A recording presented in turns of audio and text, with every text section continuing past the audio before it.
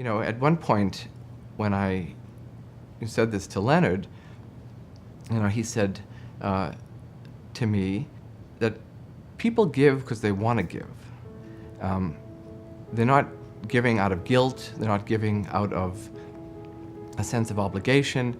They give because they're moved to give. There's a difference between philanthropy and charity. And in our early stages, my wife and I, prior to creation of the foundation, engaged essentially in charity. We didn't understand the word philanthropy. We didn't understand that we could, in fact, make a difference. I've always had a care and concern for the needs of others. And the work that the center does is geared specifically towards the most vulnerable kids in the state. And these are kids who otherwise wouldn't have someone to speak on their behalf. We are the voice for those children who don't have a voice of their own. Sometimes it's tough. Specifically, if you're a composer and you're getting in front of a piece of paper and say, what am I going to write? What's going to be the first note and how this is going to conclude? Or when you're going to teach and you go there and the classroom is full of these new young faces expecting the world from you. I mean, it's like everything has a challenge. Little Johnny and little Joey could live right next door. But because they live in a social deteriorating neighborhood, because they live in a drug-infested neighborhood, before they open their mouth, people can already look at them to fail. When young people act out, the first reaction for many groups and organizations and institutions is to say, get out, and kicked out. And my response is from Domus and all the people who work here is to say, well, when you kick them out of something, where does everybody think that they're going? I saw the power of taking an idea from an academic lab and immediately asking, can a drug be developed from this understanding? We discovered that most of the kids who were in the system, 80% on probation, 60% in detention, were there for offenses that if you were an adult, they wouldn't be crimes. I just had a kid yesterday meeting in my office who I asked, why is your family not helping you? And he actually turned kind of teary-eyed. He's, this is a 17-year-old, almost turning 18 in a month, and said, I don't know why people that are supposed to love me do not love me. Past decisions, past things that maybe you could or couldn't have helped, don't have to dictate who you are. Medicine is built on a house of two pillars. On one is scientific excellence. You don't want an ignoramus for your doctor. You want a cutting-edge doctor. On the other hand, you must receive and insist on receiving humanistic care. I can't predict the future. No one can. But we can imagine many futures. Indeed, we must imagine them, for if we don't imagine these futures, we can't build them. Simply accepting what are old and obsolete approaches to how to solve a problem is not really on our agenda. I have an approach to life which is that every effort is worthwhile, whether you fail or succeed, because if you succeed, you open new doors. If you fail, you close a door, and you don't pursue that one again. So there's success in both cases, but they're both worthwhile approaches to life and undertaking. You mustn't ever be afraid to fail. Our work really takes us beyond what I think most lawyers would do for their client. We really think about these kids as our own. When young people come to us, they are hopeless. So one of the goals for us is to say, we have to instill hope. We always say to people, is that how you want to be known? Like you were a victim? No, you want to be known as you rose above that and you said, I'm going to work hard, and that effort means everything. That's what you're about. I'm doing something a little bit different, and it has to do with human interaction, and it has to do with hope, and it has to do with encouragement. The usual models of appointing faculty member into silos and giving them funds and letting them think all day and do their research just doesn't apply here.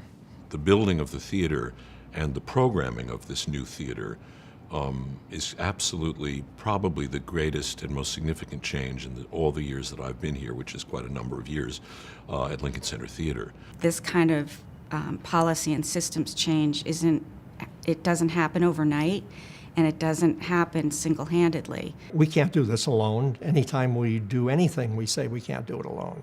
Our Juvenile Justice Alliance has all the major children's advocacy organizations sitting around that table. So here in New York now, what it means is we have a great hotbed of journalistic innovation occurring. But what it really means is that we're all trying in our own ways, in their different ways, to save journalism. You know, you have to be a bold leader. You're going to cause a disruption to the system, and many people, because it's new and different and kind of out-of-the-box thinking, they don't necessarily agree with you or like you or even thank you for it. And I think because of that, being bold, you need an investor and supporter who's just as bold as you are. We feel like we have more of a partnership with our grantees. We feel like there's a sharing of ideas.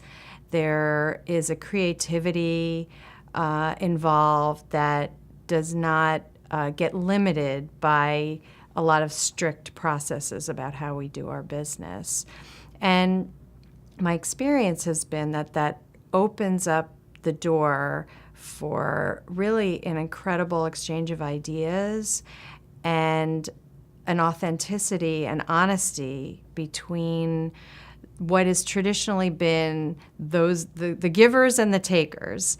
And we just don't see it that way. We definitely see the organizations we support as partners, as equals. I mean, one of the things the Tao Foundation does with you when they give you money, especially our Juvenile Justice Alliance and our Juvenile Justice Task Force, is that they sort of move in with you. You know, I mean, and this is unusual in foundations. Most of the time the foundations give you money and you file a 6-month report and an annual report, and you're lucky if you see them during the year, except if you invite them for special events you're doing. Tao Foundation, I think, is unique for us because they're not just a funder, they're a champion. And so they've been a partner. And in that partnership, in that championship of public allies, they've influenced us in ways well beyond what the dollars allow us to do.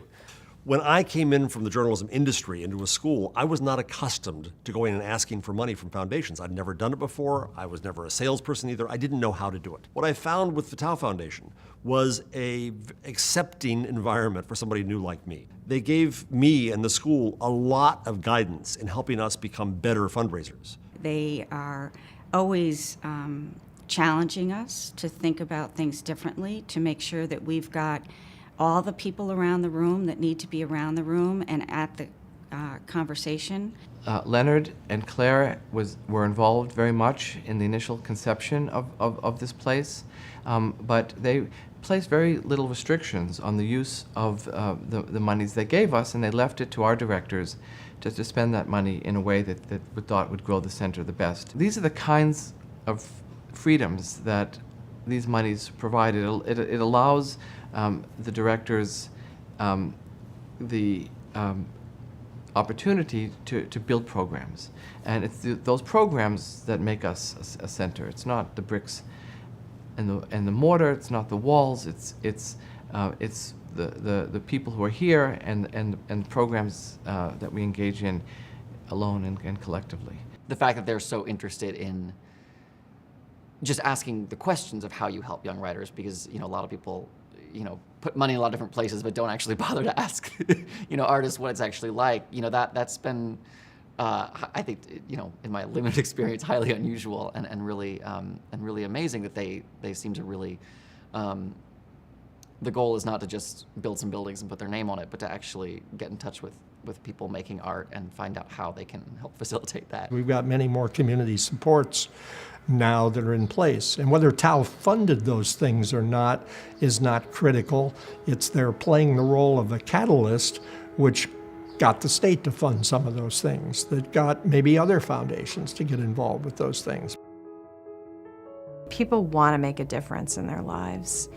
And when you can see the direct results of something that you have either facilitated or invested in, you just want to come back and do more work like that. We've not sought the headlines, but we've made very significant gains for society. And those gains for society have brought us great joy. So, and we'll continue to do that and do as much as we can with the resources that we have available. They've had the remarkable achievements, and we've just been able to bask in the glory of their successes and share it with them and be part of it in a way that makes us feel proud and also makes us feel ambitious to keep going and do more and keep trying to be better. 12 years ago, we were rated in like the bottom 5 in terms of the number of young people under the age of 18 that we incarcerated in the state of Connecticut. We're now in the top 5 of the fewest number of kids being incarcerated under the age of 18 in an adult system. I mean, this is the first new facility built at Lincoln Center since Lincoln Center was built. And that alone is a major accomplishment. But what LCT3 has done artistically for the theater is incalculable, and we won't even know the results of it for another couple of years. You know, we had successes, and then all of a sudden, you know, grants, which had been small before, as sort of potential seed funds, now all of a sudden became national grants, program projects, and otherwise. We're able to work independently from government agencies, work independently, and be a free agent in terms of advocating, truly advocating for systemic reform. When Tao came to us with its challenge, it forced us to leverage the money that it was offering by going elsewhere to find the rest of the money, and it made us go to the Knight Foundation, the premier funder of journalism, and convince them that we were doing something important here, and it worked. We are finding things now that can help patients in the very near future. You know, if I were, an investor, I would say we've gotten, multiple X return on the initial investment. We were able to create this very exciting program called the Family Advocate, which is now being looked at and funded on a national level.